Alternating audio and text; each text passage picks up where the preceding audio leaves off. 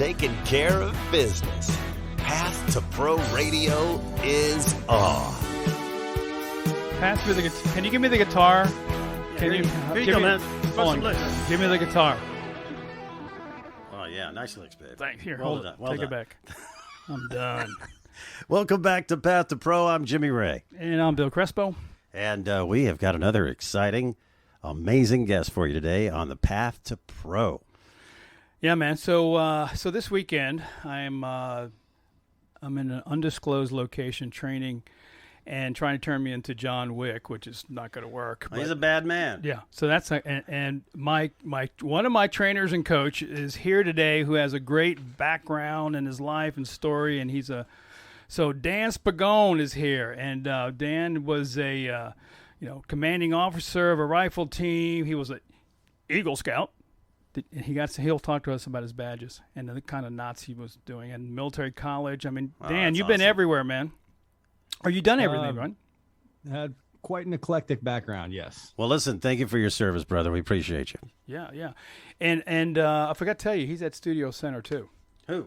Dan. Oh, yeah? Yeah. All right, then. He's the voice of what are you the voice of, Dan? Quite a few things. I've done some Nerf spots, Play-Doh. I auditioned for the Play-Doh spot, and I didn't get it. Yeah, he took it from you. If you go to, I believe, the UAE, I am the voice of Thor on one of their rides. Oh, really? Sounds yeah, like he's the one got all the jobs I didn't get. Yeah. That's cool. So, so Dan is a great trainer. He's a marksman. So give us a background, Dan. Give us a little bit about how you got all this stuff going in your life, because you started as a young child at Salem High School here in Virginia Beach and worked his way up. So cool. Give us a little bit about your background. Well, I mean, I didn't start at Salem High School. I did have a childhood. But, He started at the kindergarten. Strawbridge Elementary? No.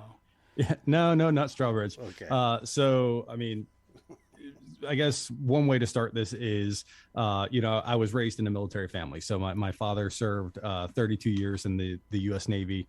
He still is involved with the Navy today as a contractor, a government employee. But, so I was raised around the military bases and so forth my entire life. So I was actually born in the Great Lakes Naval Hospital in Waukegan, Illinois. And we've traveled. I've lived on both coasts, on both borders. Never out of the country, though. But so I guess that would be a nice starting point as to how I came about to being around, per se, this military lifestyle, this quote unquote tactical lifestyle. Yeah. So from a young age, my father took me out shooting. Which apparently was a surprise to my mom, because we were talking about it the other night, and she was like, "Wait, you had him out shooting when?" Yeah. He was 3 years old. And He was shooting people. But one of my earliest memories is my father getting me like an air rifle that I used to shoot in the backyard. Never anything Dennis the Menace style. Never anything nefarious like pigeons or anything. But you never bagged a squirrel.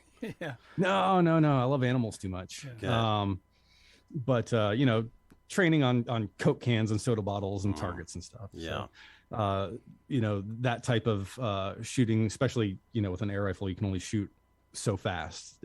So learning that precision type of shooting. So circa the early 2000s, as my biography stated, I joined the JROTC at Salem High School, locally here in Virginia Beach. And wound up getting onto the rifle team there. I was also on a rifle team at Norfolk County Rifle Range called the Norfolk County Nighthawks, and I was on a junior pistol team called the Hampton Roads Young Guns, and I actually took first place in the state of Virginia awesome. when I was like 16. So Dan, the rifle team at Salem, but they were just like props, right? The rifles. I mean, it was like a demo team, right? Not a shooting team. They're both. So I was involved with both. So when the prop rifles you're talking about were the old like M1 Garands that had like cement down the barrels. Yeah. They were absolutely props. Yeah. And those were used for drill. Like going out and marching, and the exhibition team for spinning them and doing all the tricks. Right, and right. But no, we had an actual Really? air rifle team. Yes. Wow. Nothing with gunpowder. It was all air rifle, but we did have an air rifle team. And in fact, we used to shoot practices and occasional competitions in the cafeteria there at Salem High School. Kidding. Yeah, shooting teachers. Wow, that's great. So, so Dan, you took this to a whole nother level, though. I mean, you had this affection for all of this stuff, and then when you left high school, you went. And when did you start going into some of the step up from the air rifles and all that stuff? I mean, what happened there? Well, per se, I didn't really step up from it. You always were in it. Always in it. I'll maybe call it more of a lateral move. So, Right. I went to Norwich University. Don't need to get into all the backstory of how I wound up there, but I went to Norwich University, which is a military school in Vermont. It's actually older than the Naval Academy, and it was the birthplace of the modern ROTC. Is Norwich University. Not a lot of people have heard about it or know about it, but it's up there in the middle of Vermont, literally in the middle. But when I was there, we went to when we were rooks or freshmen, we went to one of those club type of activity fairs where you can go and see the different clubs and teams and so forth. And there was a rifle team table there, and they had a little application, said, "Hey, write down what you've done." And so I was actually, at the time, I was going out for the soccer team. And, imagine little Dan Spagone, shaved head, sitting there, rook, wearing maroon shorts and a gray shirt. Yeah. Get called out in the hallway by my cadre at the time. And they're like, "Hey, Spagone, get out here." Like, okay. And there was a civilian on deck, and he said, "Hey, come with me." Okay. Yeah. I followed him down. I'm like, is this where scary. I get Little murdered? scary. What's the deal here? And they took me down, and next thing I know, I'm going to this building, and there's a range in there, and they're like, "Hey, you actually filled this thing out. You were one of the few people that knew what the heck they were talking about. We want you to try out." So I tried out for the team, and next thing I know, they were like, "Okay, we want you for our Division I rifle team." Wow, that's and awesome. at the choice, it was Division I rifle or Division III soccer, and I was like, go with the rifle team.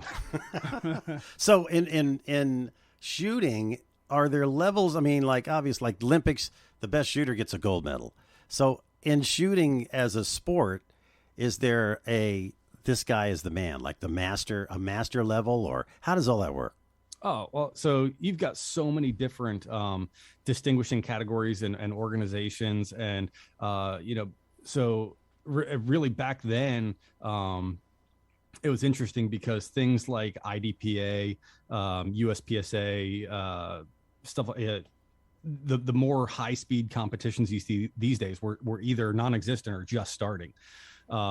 So, what I was doing was considered like precision small bore stuff. So I was shooting 22s and air rifles for college. Yeah.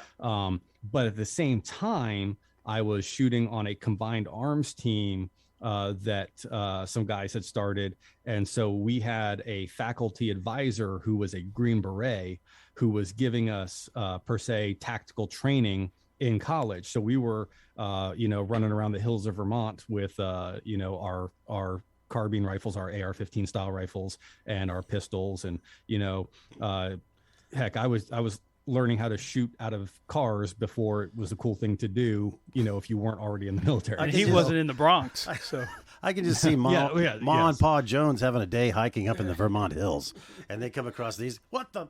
Oh, duck! yeah, it's Dan. Out there shooting. Everything was on the up and up. We had people with land or stuff that would let us go out there. I got you. That'd be fun. So before the, like 3-gun came around, which is a more modern competition where you shoot carbines, handguns, and shotguns, we were doing this back when I was, 19, 20 years old. Wow. And now it's a big sport per se.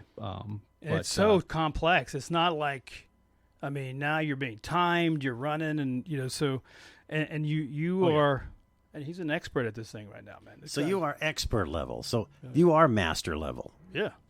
So just in case anyone's listening that is going to freak out about like specifics or anything, I am not like a classified grandmaster or anything like that. I don't shoot enough competition. So without getting too deep into it, and in fact, I was debating doing a video on this. There's a differentiation between competition and tactical training, or competition and self-defense training, or even something such as like airsoft itself can be used as a phenomenal training tool. But if you go out to like Ballahack Airsoft on the weekend, you're going to run into a smorgasbord of humanity it's not real training per se. So is that like Nerf balls? Is that what that is? What is it? Airsoft is what? Airsoft is little plastic BBs. Oh, okay, cool. Yeah, but they hurt. They hurt though. If they hit you in the neck, will it make you cry? They can hurt. Depends on how tough you are. But. Oh my. Yeah. So, but what you're saying? So, in the world of shooting as a sport and not tactical, there is such a thing as a master marksman. Oh yeah. So, and just in tactical sense, it's just. You've achieved it by your experience and blah, blah, blah. And now you're an instructor and that's your master level. Correct. Yes. I don't want him to have to tell us anything that he'd have to kill me over. Yeah. No. So I'm being ginger about it. Because last time we screwed it up on last interview where you started. I'm just tiptoeing around the questions right now. He wants to make sure he gets it right because we don't want to be arrested. Also, the cops come into our studio here and we're done. Yeah. Hands up. So, and the funny thing about it, just to let you know, Jimmy. Yeah. He was in a band. He's in a band. I was. He was in a band. Really? What band was it? What band was it? Because I was in it was. You heard Led Zeppelin? Child's Play? Child's Play. Yeah, Led Zeppelin. Child's Play. Wait a minute, not Play. the Child's Play. Were you in the play? Were you the bouncer for Child's Play? Were you security? No. What did you do in Child's Play? He was the lead friggin' singer. I was lead singer and rhythm guitar player. Good grief, man. Yeah. Give us a little something right now. Yeah. Show us how well-rounded you got. Haven't warmed up the vocal cords. I'll probably belt out something like some Celtic jig or something on accident. Well, listen, this show will take anything. Or maybe we can do a polka. That's an inside joke. Billy's got the best polka bongos on the planet. Yeah, I play. Yeah. So Dan, I want to talk about your training now because you're with Hank. We've interviewed Hank and ISP and all this, and because of where we are in life right now, people are buying guns, and so I just want to get an idea of, what you're seeing, and so this whole process of purchasing a weapon, learning how to use it. I mean, you've got some great advice, and again, for those of you that want to pick up. Hank and Jared and Dan and Steve from ISP wrote a book called The 6 Bullets You Can't Leave Home Without, and you've got some great stuff, great pointers in the book. But what does ISP stand for all? Intuitive Self-Protection. Okay, and so that's a company? It's a company, and that's where you interviewed Hank, he ran that. Okay. And, what you said is every morning when I prepare for the day, I recite 2 checklists. Tell them about what you do, because this is part of behavior. Besides, now, he just got married too, so he doesn't know though. That January 1st. Yeah. He's new to the club. New Year's Day. Welcome to the club. Yes.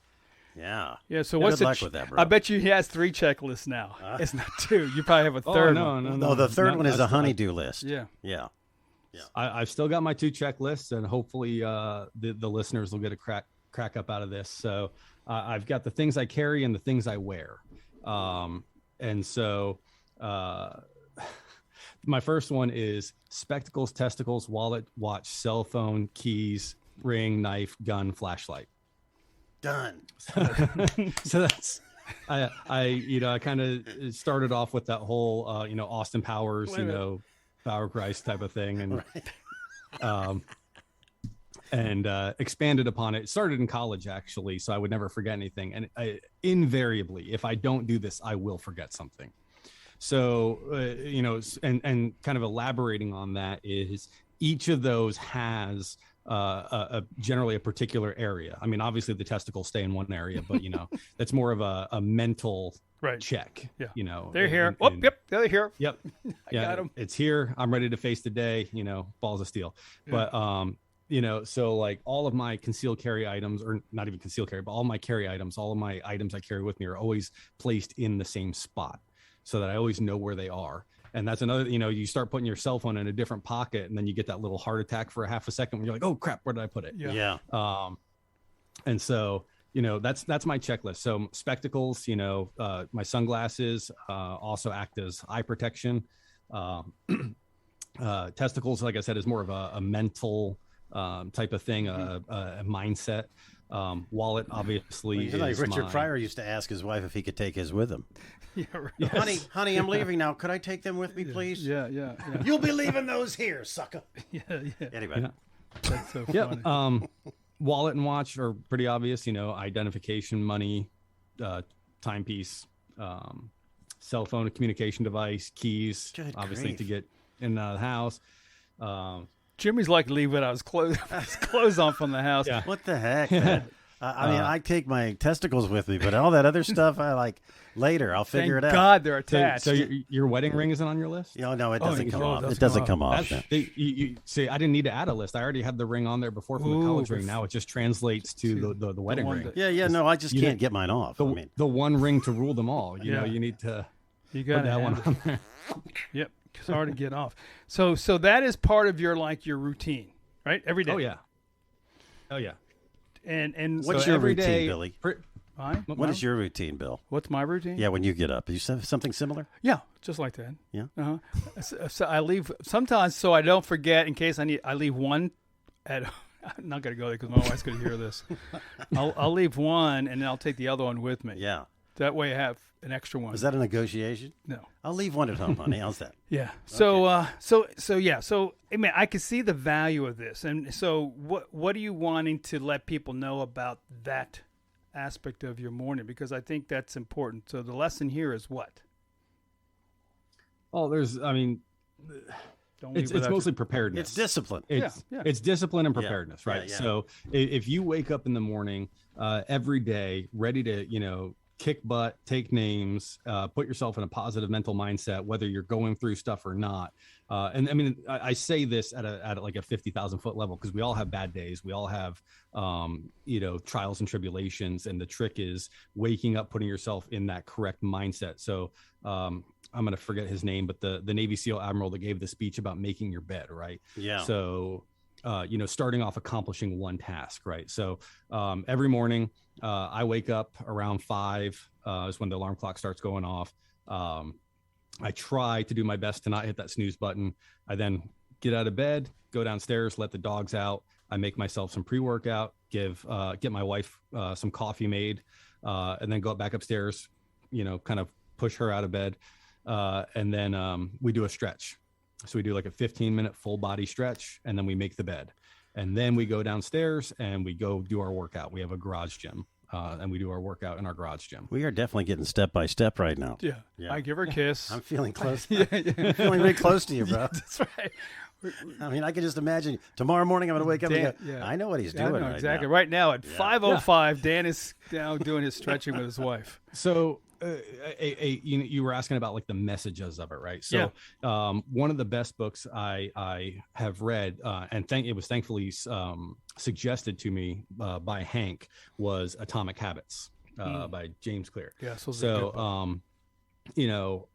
some of it I was doing per se intuitively, buzzword, but it was good to see that in writing and to polish what I was doing based around that input. So, it's not just setting goals, it's setting up the processes and the habits, right? Mm-hmm. So, and there's a difference between, setting up a growth process and monotony or being stale, right. So there's a difference there. So by giving myself tasks in the morning, just doing one task at a time, it allows me to accomplish much more than waking up and going, oh, I've got so much to do. Yeah. Instead of multitasking, which sometimes people do, and you don't ever get anything done, Right. sometimes. And so this is great. I love it. And let me tell them a little bit about the types of people you've trained, because I want people to know that, you're not just doing what you used to do. That you've trained all types of people in, marksmanship. And train them what? And situational awareness. Yeah, all that. And shooting and defending yourself. And give us an idea of the kind of people you've trained. Well, I mean, I've had the pleasure, privilege, and honor of training everything from, soccer moms all the way up through military units that I literally and legally cannot talk about. So I've trained with police departments. I've trained with military. I've trained with some, agency type stuff, not like CIA, but like security groups and stuff. So, and it's been a combination. The specialty that got me in per se with Hank initially, we ironically and serendipitously met at a shooting competition. But what connected us was he found out that I was a student of an art called Arnis, a martial art called Arnis, and that is a form of Filipino stick and knife fighting. And as you guys probably know, Hank is the knife guy. Yeah. And so, so he met me at the shooting match and saw that I could shoot okay. But what connected us was the knife stuff. And so after talking, he invited me to his instructor course for NLB at the time. And I went to this course thinking I was going to be hot stuff, I'm like, oh, I'm good to go, and I don't want to say I got my butt handed to me because I didn't. I was very good up to a certain point, but what I didn't know how to do was basically use all this artsy stuff to stop somebody aggressively attacking me. And the beauty of NLB and now the sub company ISP is that the way we train, the methodology with which we train is not static. It's not like white glove. Right. It's very raw and brutal and visceral, and it gets you out of that what we might call like a flat range, or no offense to the martial artists out there, but out of that dojo mindset and into a fighting mindset. Right. So kind of just to give like a segue of an analogy here, there's a difference, like we said, between competitive shooting and self-defense shooting. There's a difference between most martial arts and what we would call combatives or fighting. Yeah. Street fight. Right. Yeah. And what's interesting, and for those of you that don't know, ISP is intuitive self-protection, as we said, and NLB stands for No Lie Blades, right? Which is a product that Hank invented, and so he's training on it, which I'm going soon to the open hand thing that we've got coming up here for training. But what I thought was so interesting is that the development of people. Like you're one thing about Dan that I know because he's trained me is your patience with people. What is it about teaching people the way you do that you enjoy so much? Because I've watched you work. He's also, it's not boring with Dan, because Dan will turn anything simple into something very funny, or something difficult into something very funny. So what is the thing you talk about? The trigger finger? What do you call it? The booger hook on the bang switch. Yeah. The booger hook on the bang switch. So so you're trying to be real technical, and then all of a sudden he breaks into, all right, gentlemen, your booger finger, whatever, booger trick, whatever he talks about, and you kind of go. It actually works because it actually gets you out of being freaked out about certain things, because they've taken me to a place I've never even thought I would go. You're freaking me out, man. Oh yeah, that's right. Sorry, who was that? That wasn't me. Oh no. Okay, so Dan, talk to us about this whole aspect of training people with weapons and people buying guns now that don't. I mean, they're out there buying it without training, and I tell you, I understand the value of it now from your perspective and training people. What are you seeing out there that's so important to handling your own guns and buying weapons and all the stuff that's going on around the world right now? That's a really good question. And so you'll have to reel me in if I start to get long-winded, because there's several per se subtopics that we can get into with this. But so starting off, I am obviously a firm believer that everyone has the inalienable right to being able to defend themselves, right? So life, liberty, pursuit of happiness. And if somebody tries to stop you from life, liberty or pursuing your happiness, obviously within the legal bounds, you should have the right to defend yourself, and you should have the right to defend yourself with the tools and capabilities of, modern technology. And I am also, I'm not a fan conceptually of concealed carry permits for people to be able to carry them to protect themselves. But I am a fan or a proponent of training. And there's that fine line between, how much of intrusion of the government and control and so forth. Right. But wait. So I need to clear this up. Okay, go ahead. So you're not a fan of concealed permits?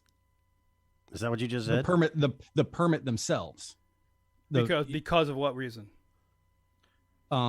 Because I think that's a step. You have to pay money. You have to. Oh, because of the government register. making you get this thing Right. just to carry a concealed weapon. I got you. Correct. It's a governmental stop between somebody being able to defend themselves with the modern weapon of the day. Gotcha. And when it comes down to it, and we can talk about the empty hand stuff and the edge weapon stuff in a minute. And Bill, I'm so glad to hear that you're coming to the empty hand course. Yeah. Okay. Is it just slapping? But, is that empty No, hand? I'm gonna get my ass Is that what kicked. an empty hand does? Yeah. No. They're all excited for me to get my butt kicked. I mean, isn't there a training component? I kind of like, if you're going to have to get a concealed permit, and you do have to take a course, but I think there should be a little more training involved for you to get the concealed weapons permit. If that's what we're going to have to do, I think there should be more training involved with it.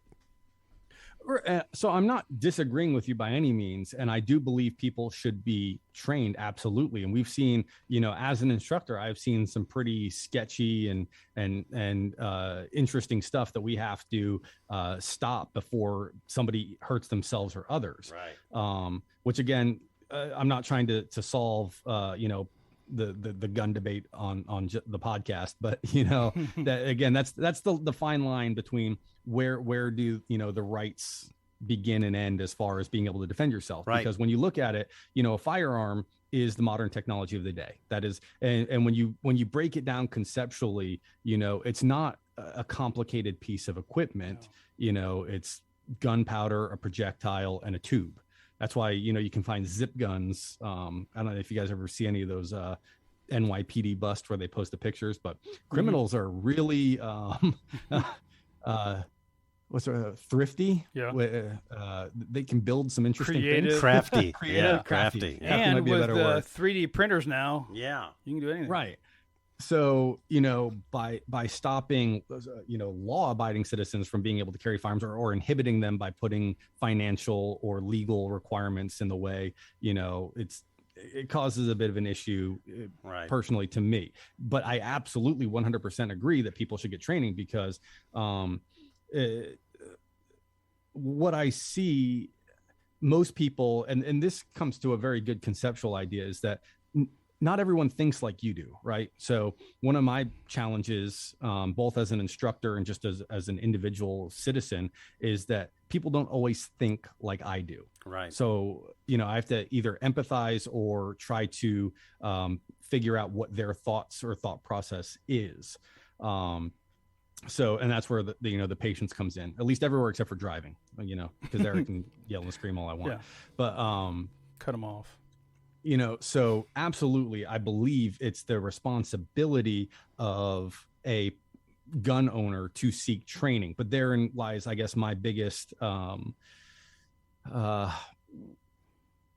concept of freedom is personal responsibility. I feel that too many people don't take personal responsibility for themselves. Well, you're going to have what we call technically the goofball syndrome, because you're going to get people that are going to do stupid stuff. I mean, even and now that you guys are training me in a way that I never expected to be trained, but now I know how important it is and the responsibility of carrying a weapon. It's just like night and day. And it's so in addition to the responsibility, now that you've been through a couple courses, you can see it's, not as easy as people suggest. No. So, when you see, first of all, let's just, as much as we all love the movies, I like watching the John Wick movies and, Dirty Harry and all that stuff, but it's not realistic, it's hard enough for especially new shooters to hit a target, 7 yards standing still. In a lot of cases, now you add in stress. So this is both in martial arts and shooting. This is a big. Sorry, thought I heard some yelling in the background. This is a big thing where the stress and inoculation, if you will, the stress inoculation is not pushed to a level where you actually react how you would in a real scenario. So good point. So we do all this training per se. So in martial arts, we do it in a generally not all martial arts and not all instructors, but if you go down the street to Billy Bob's dojo or whatever, you're going to get padded floors. You're going to have to take your shoes off. You're going to wear a gi or something like that, but what are we walking around in? We're walking around in our sneakers or our boots, our jeans, police officers are walking around in bulletproof vests and, belts with cuffs and firearms and stuff on them. You're adding 10, 20 pounds on top of you. And that's the difference between the training. Yeah. And that's the difference between a sport and actually practical fighting. Yeah. Because you're not going to go, hold on one second. I got to put on my... I got to find a mat. Yeah, I got to find a mat. I'll be right back. Yeah, and then, it is kind of ridiculous. And listening to you guys and learning more about what you guys are saying, what you're preparing us for situations that may happen to us.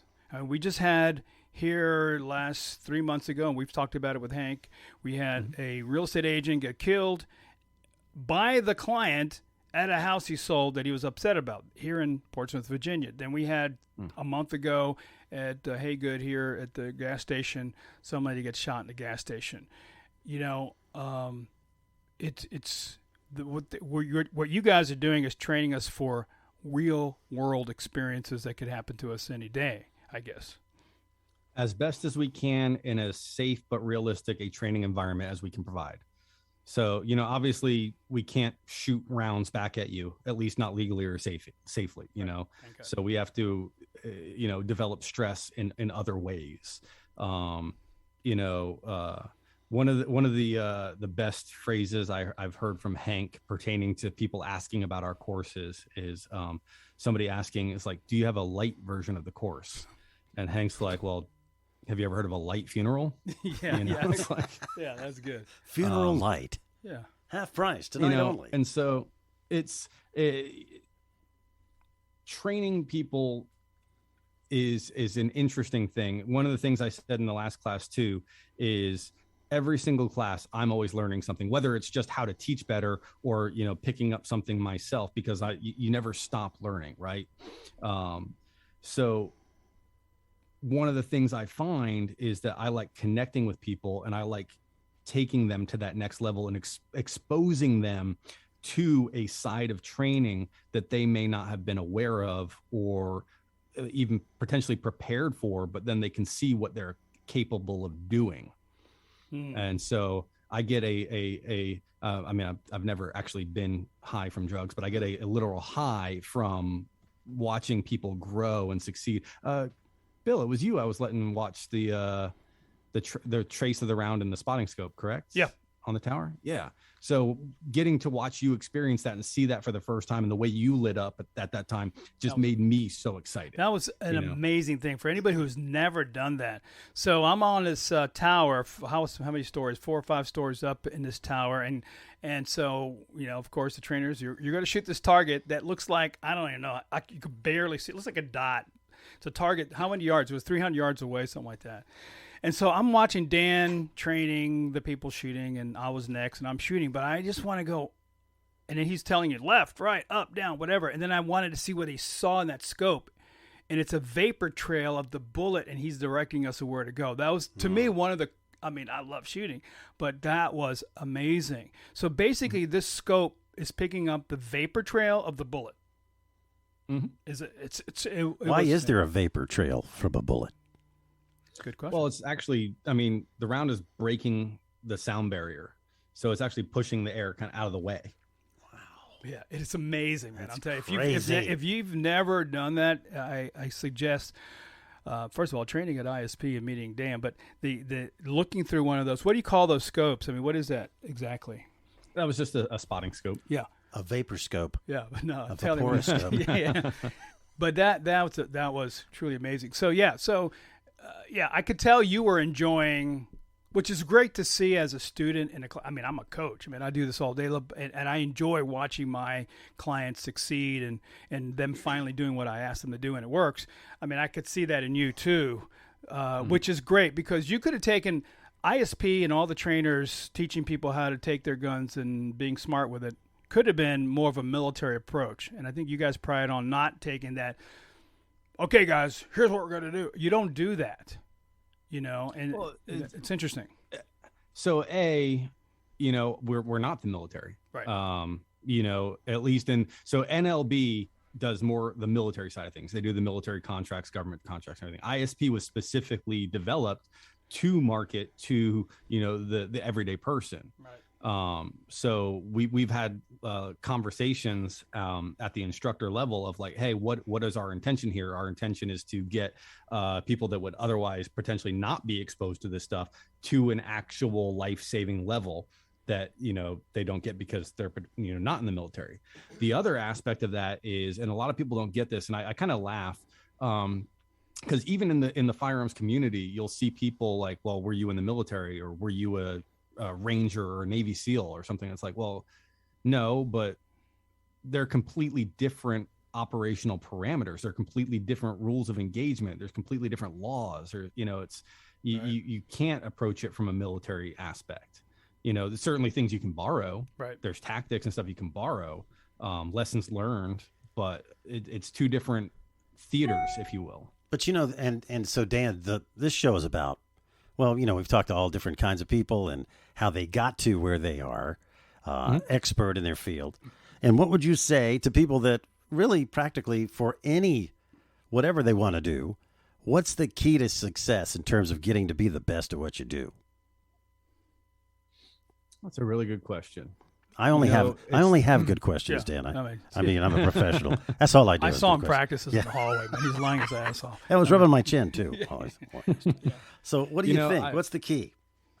I would say, putting in the work or the reps or the time, however you want to phrase that, and never stop learning or researching. So even, myself, even though you could say I'm a professional, I do get paid to teach firearms and combatives and stuff, I'm still never stopping to learn. I'm still watching and learning, watching videos and learning or reading articles. I'm still learning about what the newest firearm stuff is going on. As a practical example, when I was in college and I was getting this training from the Green Beret, we were doing CQB, close quarter battle, like room clearing type stuff. Yeah.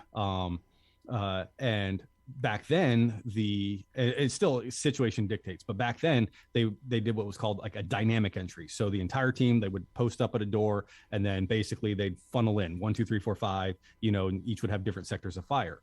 Well, now learning from different guys locally, both Navy SEALs, SWAT and everything, they do I'm gonna forget the name. I'm gonna sound silly, but they clear the room from the outside first. So they open the door or go past the opening and they clear from the outside, which takes away like up to like 80-90% of the room before they go in, and then they only have to worry about the danger areas, the places you can't see.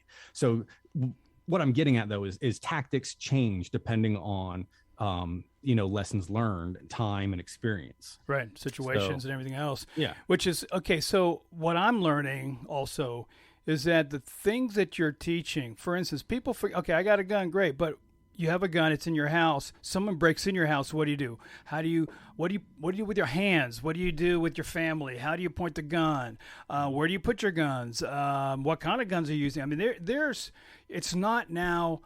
And now, because of all the problems that we're seeing around the different cities in the United States, we now have to know tactfully how to protect ourselves and our family. And legally. And legally. Well, yeah. That's the other thing, too. Yeah. That's a good point, is the fact that, I mean, you may want to touch on that, Dan, because Sure. it's not what's on the movies. I mean, you pull out your gun, there's a whole lot of legalities going on there. So you've got to, and there's insurances and all that. Can you explain I know briefly, what do we have to look out for when you're drawing that gun, man?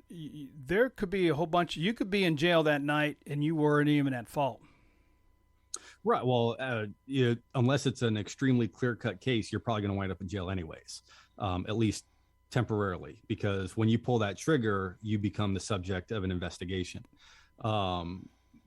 So one thing I will say is there is a book called The Law of Self-Defense, and you can get it on Amazon, or you can go to my website, spg1tactical.com, and I've got a book club on there that I'm trying to start. It's brand new, but you can actually go in there and see some of the books that I've been reading to hone my mindset and my skills.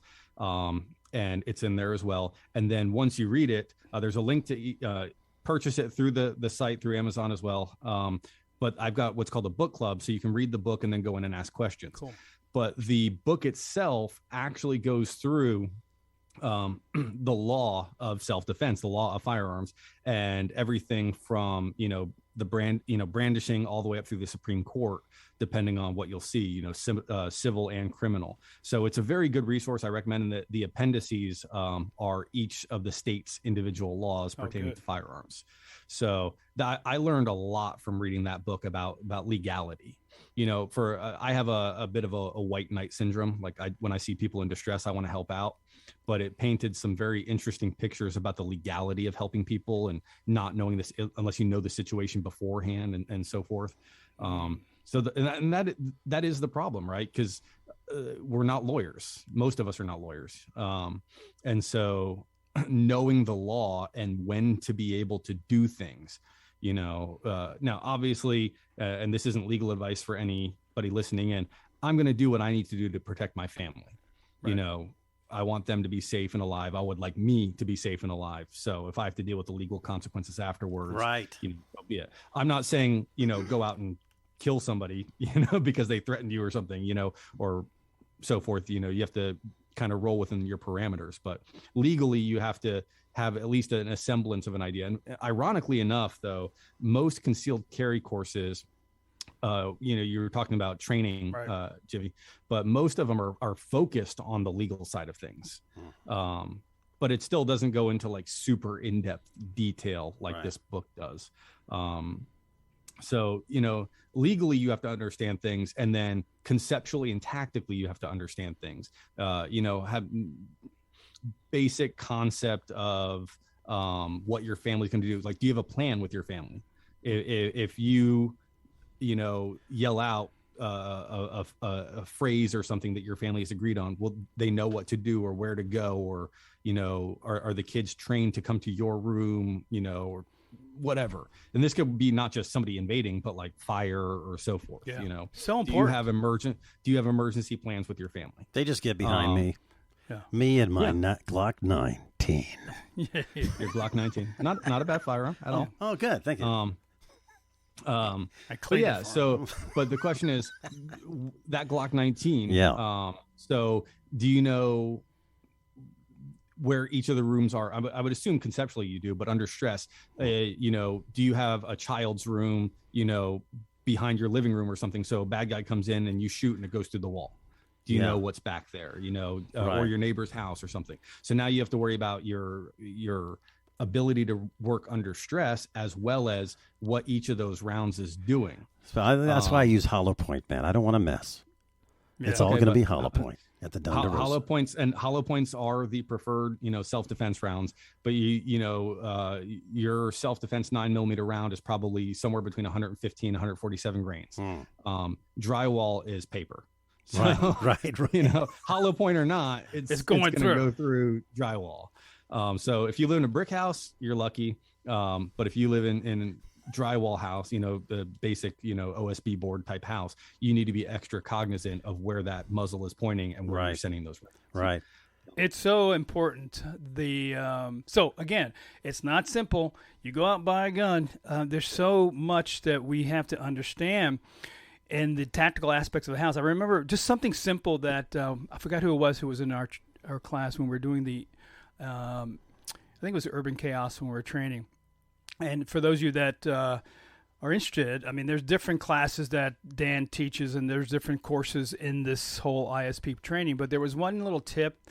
You know how you have your guns in the little vaults that you have, or life little things that I have, these little cases where they have the combinations. And I had one upstairs, I have one downstairs. Actually, I have two upstairs and two downstairs. And what he said was so simple: make sure that all the combinations are all the same, because under stress, I'm okay. I guess wait a minute. This is 2, 3, 4, 5, 4, and then guys coming in trying to kill our family or rob our house. Yeah. And I'm going to remember that. So that was a very simple tip, but I've changed every one in my house to be the same one, so my wife can, and we all know it.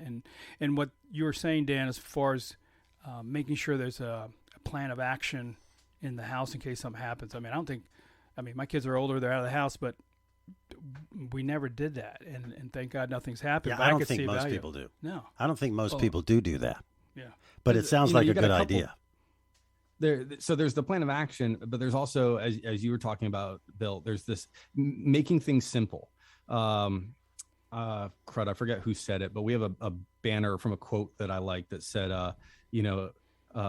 war is simple, but in war, even the simplest thing is difficult. Oh, I said that. That was me. That was you? That was you? Okay. You know what? I knew you were famous about something. See, there you go, man. All right. So that is, because and what you also trained us on is the narrowing down of your vision. Everything changes under this extreme stress of something happened. Your whole vision changes. So you're like freaking out, and then you've got to be tactfully smart, which is amazing. So that's the part of the training. So the training that you do with this gentleman, Hank, at Charles Place, Hank Hayes. Is available to mothers, daughters, men, women. I mean, is there a certain individual that you train, or is it open to anybody and everybody of age that's wants to get trained on this stuff? It is. So I will say it's open, but there is a little bit of a vetting process. Usually you'll talk to one of our, either our apprentice instructors, or you'll talk to Steve or Hank, Steve being the COO, and Hank, obviously the CEO. Cause we try not to allow, I'll use the term window lickers, into our courses. That it becomes a safety issue and a comfortability issue for the other students. Right. So we try to have some type of a vetting process to at least see where the students are at, both skill wise and, mentally before they come. And so to segue on that, there is the opportunity for private lessons. So, maybe you're not ready to come to one of our group classes where things get a little stressed out until you go do some privates with, Hank or Steve or somebody, just to make sure that we get you to the level to be comfortable around other people. Yeah. And let me just say that just yesterday, 2 days ago, so I had posted something from our training this weekend, and one of my friends I haven't seen in a long time, she says, wow. And I went, where's this located? And so, guys, the people that are listening, that are actually listening to this, there's not a lot of places in the United States that train the way they're doing. And so she was saying to me, oh, I'm so glad that you posted this, because I was thinking I had to travel to a whole bunch of states and different places. I mean, you may be at a different state, but we're locally here in Virginia Beach where it's being held, and they have different locations where they're training, but you don't have to go too far. But if you plan on going and traveling, I'm telling you that, and this is a little bit of a plug, but I could just tell you personally, I didn't grow up with guns. I've never met a gun.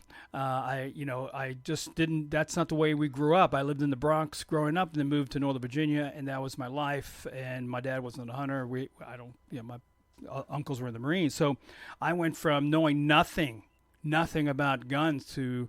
And Dan can vouch for me there. I mean, I've taken my skills to a whole nother level that I've never expected, and you take very good care of the developmental process of someone when they pass that first vetting process. It's you don't want to screw up with them, but if you give them the opportunity to help you, you're going to grow, and you're going to feel confident, and you're going to be able to handle your weapon properly and protect your family and protect yourself. Because Dan, you guys do a great job. I mean, I tell Hank all the time, and I appreciate it because what you're teaching me is something that I'm going to be able to carry on. What doesn't make sense as me as a coach is you go to one class and you got it all down pat. You got to stick with this thing to keep moving up because I said it to Hank in the beginning, I'm committed to my growth. You know, somebody gets into a sales class and I know all the closes. I don't need to practice. And then they fall in there. You know what? Yep, just like that. Yeah. But so yeah, Dan. So you guys are have a unique training program that I don't think that's people are going to really see anywhere. I think I would go so far as to say that there are a couple more things that actually separate us from other training companies as well. In that,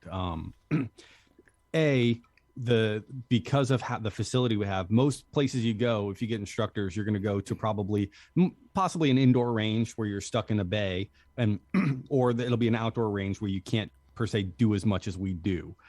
So from a environmental and setting standpoint, I think we offer something that most training companies don't have the ability to offer. Right. And then on top of that, something I think that really, really sets us apart, because, anyone can really, I shouldn't say anyone, but, a lot of people can go out there and teach you the basic fundamentals of shooting. They can teach you how to pull a trigger and hit the bullseye, Right. Maybe they can teach you to like move and shoot the bullseye or whatever, the skills, if you will, the shooting skills. But what we really focus on and heavily emphasize in our courses is the mindset. We joke that our courses are a life development course disguised as combatives or firearms courses. We very much push the mindset. A lot of people don't understand that you have to be right in yourself, mentally and emotionally, maybe even spiritually, before you can do what is needed to be done to defend yourself or your loved ones, and either act when the time comes and or deal with the fallout if you do have to deal with an unfortunate scenario where you hurt, injure, or possibly kill somebody. Yeah. So, really making sure that your mind is correct. And I think that's something that really separates us a lot from other courses. And, every time I talk to Hank, we've been friends for almost a decade now, I think. And he was actually one of my groomsmen at my wedding, but I'm still learning stuff. And he's taken so many courses and read so many books about human development, learning theory. I think he got to go to like the FBI facial micro expression course or whatever, so the way he can read people and understand people and then therefore effectively train people is mind boggling to me. I like to think of myself as a decent instructor, but I still get awed and I'm learning from Hank. Yeah, so. Which is a good coach trainer is a good student. And I can see that in everybody. And you don't just become a trainer for Hank unless he feels that you're a top-notch person. So I think it's great. So It's been amazing, Dan. So Dan, this has been unreal. Yeah, this time's flown by, man. What Path to Pro Radio is all about is finding people that have really reached a pinnacle. Not that you're done learning by any stretch, but reached a pinnacle in their profession. So people listening can kind of get a clue as to, well, how did they get there? Because really, whether it's shooting or real estate agent or whatever it is, athlete, it's all really about training your mind to think in a way to accomplish what it is you want to do. Am I right? Yep. Yeah. Training your mind. Yeah. So and I guess just to finish this out and summarize it up, mindset is obviously the key. I like to consider there's 6 per se areas of having what I would call a civilian tactical mindset, right? So having the mindset to handle yourself in any scenario. And that is your combative skills, which is, your shooting and your fighting and your ability to handle yourself skill wise. Then there's your individual tactics, which is how you incorporate those skills, or things like I heard Hank's podcast where he was talking about using the microwave, flicking behind him and stuff, using that situational awareness, making sure you sit with your back, away from the door so you can face the door. Right. Stuff like that, your tactics, how to move and everything. Then you've got your fitness. Fitness is neglected by so many people, and it's a shame because your fitness directly affects your stress reactions and your physiological effects. So being more fit will allow you to handle scenarios better. Communication, being able to communicate, and whether this is with the police, whether this is with your attacker, whether this is with signaling of some type, using a flashlight, whatever, being able to communicate and understand how to communicate with people, and how to communicate what you need and so forth. Medical training. We didn't really touch on this, but we also, ISP offers medical training because a lot of people go out and they learn how to put holes in people or, slice people up, but they don't know how to stop the bleeding, stop the wounds, stop gunshots and everything. I mean, I understand what you're saying, but I'm not sure I'd want to. No, If I put a bullet in a guy. No, well, let me tell you, we're done. I took the class. I'm certified at the Stop the Bleeding, and I took the other trauma class. So it was unbelievable to learn. Just driving by an accident or whatever. It was tremendous what I've learned. Yeah. Yeah, so it's not just gunshot wounds, but then you're also not talking about the bad, per se the bad guy. It could be yourself or your family that you need to save. Right. But in addition to that, if not to make legal disclaimers on the channel, but if you have to shoot somebody and then you render them aid, proving that you didn't want to kill them, legally that looks a lot better for you as well. Yeah. Because you never want to just shoot him in the leg. If you're going to shoot him, you go for mass. Bill, how hard is it to just pick a place to shoot on a moving target while you're moving? Yeah, very hard. Very, very hard. I'll just take that kneecap out now. Yeah. Let me get his earlobe. Dan Spagone. So wait, we got number 6. Oh, I'm sorry. Yeah, number 6 is your overall general preparedness. Right. So kind of sums up everything. But, I kind of stole that one from the Boy Scouts, be prepared. So do you have with you the ability to, per se, survive and get what you need done? Like in my vehicle, I have an MRE or 2 just in case. I have fire blankets, a fire extinguisher, stuff like that. In your home, are you prepared? So I always try to keep some nuggets in the middle console. But like chicken nuggets are chicken good. Nuggets. Chicken nuggies are great. Yeah. Just in case. For your you never know. Trigger booger. Yeah, absolutely. Yeah, right. And they'll keep forever. Yeah. I mean, they're like MREs. I've really. seen you do that. It's pretty gross. Anyway, man. So, hey, damn, man, this has been complete. Also, I don't think this must have been the first one we've had that it's kind of like flown. Yeah. by. Well, listen, Dan, we appreciate your expertise and you spending some time with us with Path to Pro. How do they get a hold of you, Dan? What's your email? I'm sorry, what? How can they get a hold of you if they got any questions? You can find me at my website, spg1tactical.com, or YouTube at spg1tactical. All right. All right, Dan Spagone. Thanks, Dan. For being on Path to Pro Radio. We'll see y'all next time. Thanks.